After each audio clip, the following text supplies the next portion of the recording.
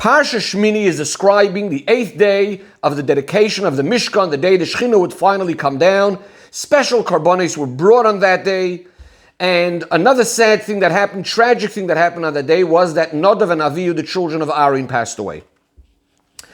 Moshe Rabbeinu is instructed by Hashem that despite the fact that Aaron and his children, Elazar and Isamar, have the din of an oinein, someone whose close relative had just passed away, nevertheless, they should still be eating the karbonos that were offered on that day.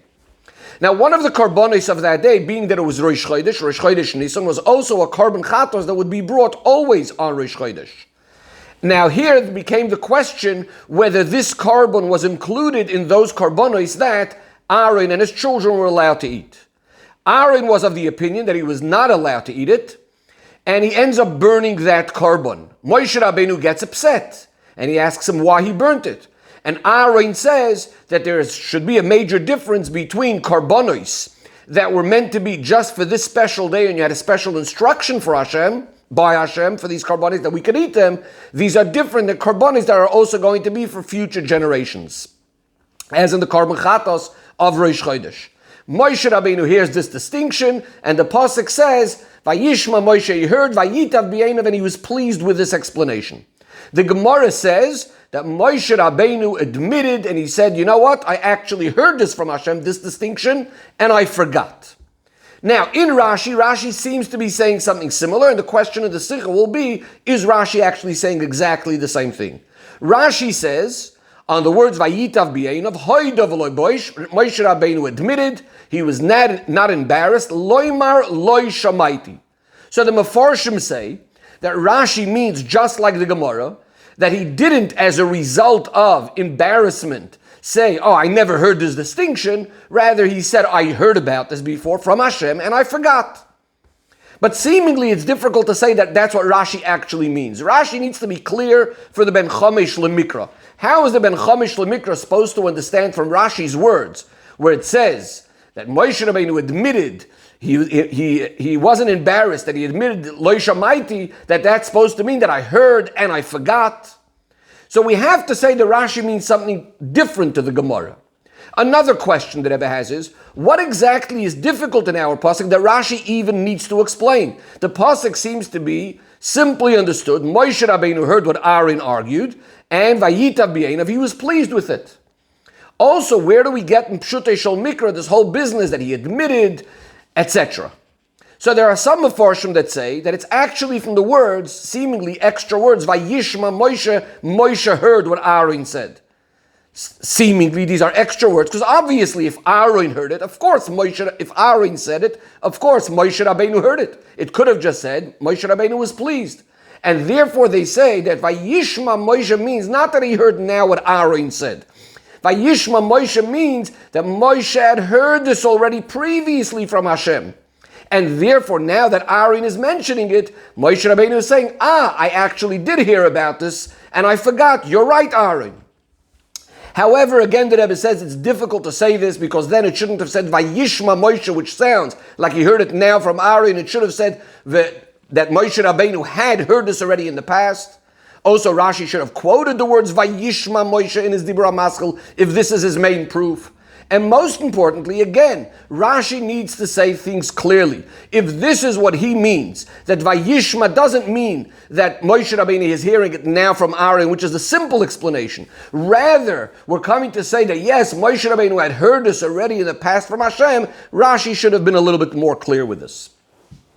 Another question that Rebbe has. Later on in Parshas Matos, we have a story in the war against Midian, when the Yidden come back, the army comes back, Elazar HaKohen tells them the laws of what happens with utensils, of goyim, how they need to be kashered, and so on. Rashi explains why didn't Moshe Rabbeinu, why wasn't he able to give over these halachas? Because he had gotten angry at these soldiers, in the people who they had left alive, etc., the ones who caused sin.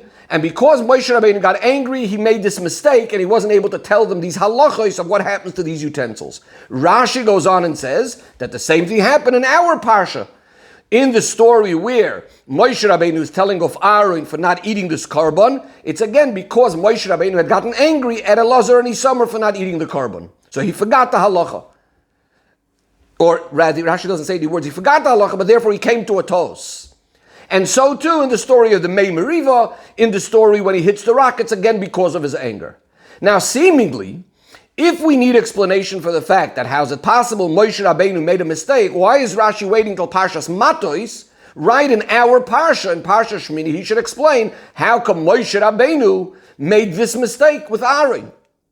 So the explanation of all of this is, Rashi does not actually mean what the Gemara says, that Moshe Rabbeinu is saying, I heard this from Hashem previously and I forgot.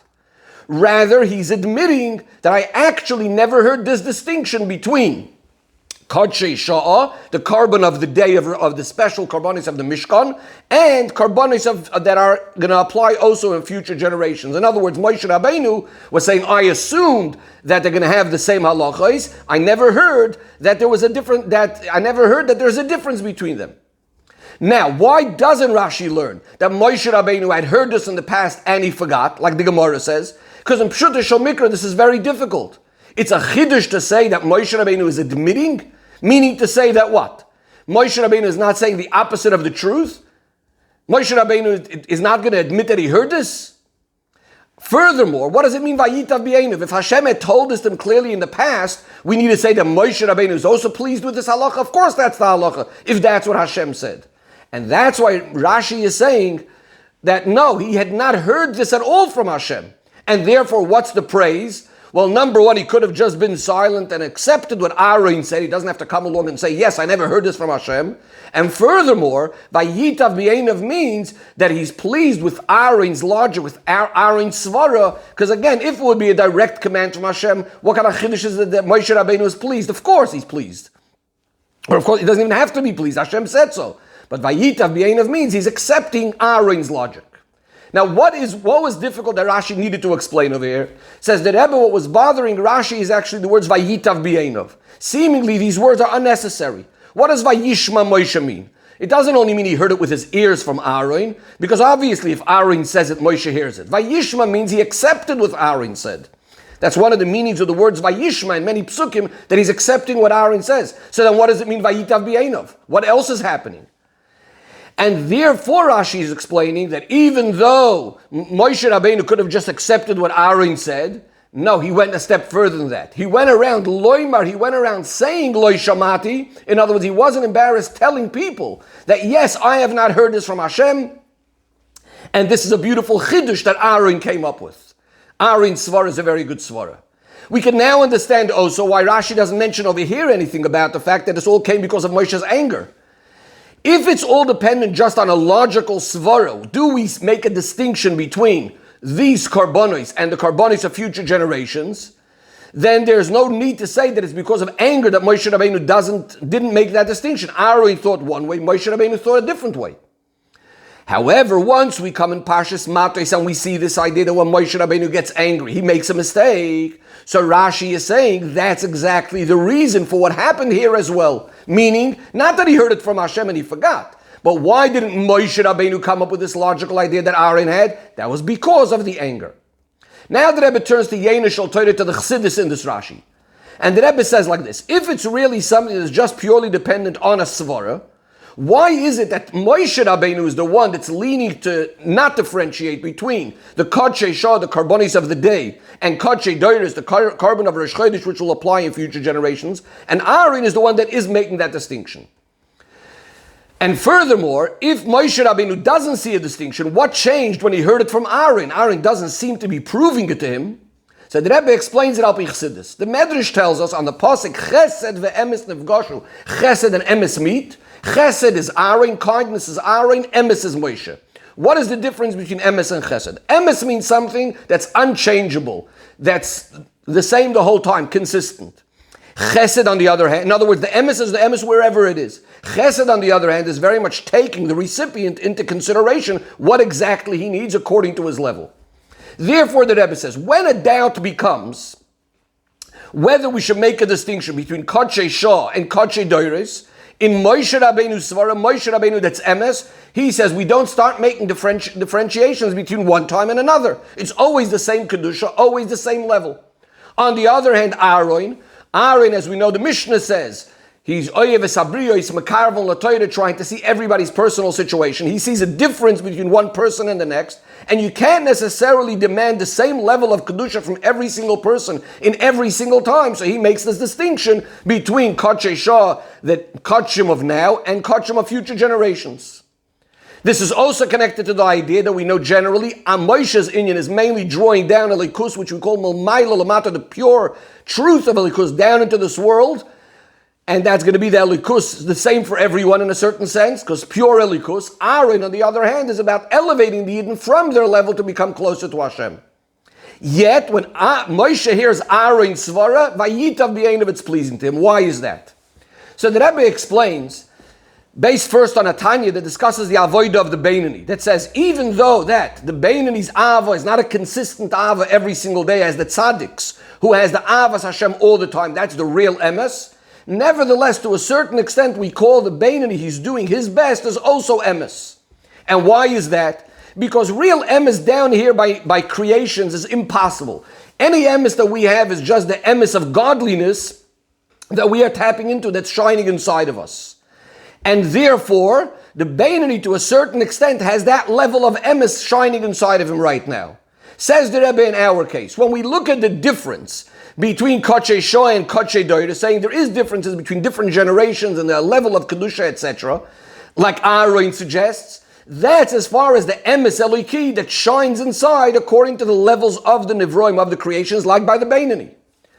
On the other hand, Moshe's Emes of Atzilus, that's the Emes of Hashem, which is higher than creations. There's no difference between Kodshim of now, Kodshim for future generations. So what happens when Moshe Rabbeinu agrees to Aaron? The truth of the matter is, as Chassidus explains, really that even the highest, deepest levels of godliness of Atzilus is ultimately all for the Gilui Elikus of our world of Olam Ha'asiyah. And therefore, there is the idea of Moshe or Atzilus, the way it's pure godliness higher than the world's. But Aaron comes along and reveals to Moshe that the whole point of Atzilus was really for Asiyah, for the people down here. And when Moshe Rabbeinu hears this becomes also part of who he is, Vayitav B'Einav, and it's pleasing to his eyes. Says the Rebbe D'Haira to us, sometimes we also we need to note to ourselves that when we're dealing with our own avodah to ourselves, within ourselves, of course we have to serve the Eibishter in the most strongest, consistent, powerful way without any changes. But then we walk over and approach another Yid that may be a little bit distant. We can't necessarily start right from the beginning demanding of him that he should always be standing on the same high level, the same high standard of holiness all of the time. So when we bring the Emes Hashem to each person according to his level, then ultimately we'll also be able to bring him to the real level of Emes Havaya, absolute permanence, consistency, in a way as Ani Hashem Le'Shenisi, and then that will also bring the Emes within the Yid himself that's doing the Avodah with the other Yid, and bring to the ultimate Nesava Kodesh Baruch Hu Li'Yisrael Dira B'Tachtonim.